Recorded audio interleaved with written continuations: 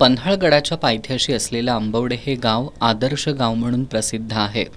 या गावात गेल्या काही महिन्यांपासून परमिट रूम आणि बियर बार शॉपी सुरू आहे। ग्रामपंचायतीच्या कोणत्याही परवानगीशिवाय हे दुकान चालू करण्यात आलं असून त्याला आमचा विरोध असल्याचं ग्रामस्थांचं म्हणणं आहे।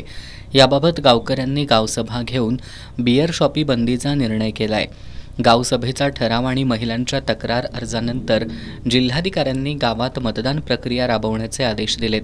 त्यानुसार 17 जुलैला मतदान प्रक्रिया राबवली जाणार असून गावातील 599 महिला मतदान करणार आहेत। या मतदान प्रक्रियेसाठी काही तासांचा अवधी राहिला असतानाच गावातील जिल्हा परिषदेच्या जुन्या प्राथमिक शाळेत दारूच्या बाटल्यांचा खच आढळून आलाय। ग्रामस्थांनी गावात दारूबंदी करण्याचं ठरवलं असतानाच हा प्रकार घडल्यानं गावात उलटसुलट चर्चेला उधाण आलंय। याबाबत सरपंच राजश्री गुरव यांच्याशी संपर्क साधला असता त्यांनी या घटनेशी आमचा कोणताही संबंध नसल्याचं सांगितलं। 2015 पासून ही शाळा बंद आहे।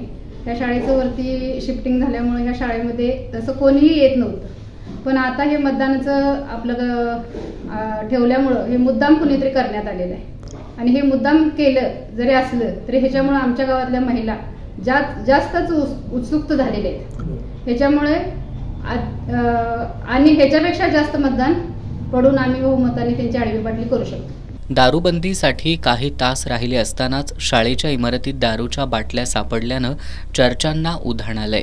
आता सर्वांच्या नजरा 17 जुलैला होणाऱ्या मतदान प्रक्रियेकडे लागल्या आहेत। बाटली आडवी होणार की उभी राहणार हे त्या दिवशी स्पष्ट होणार आहे।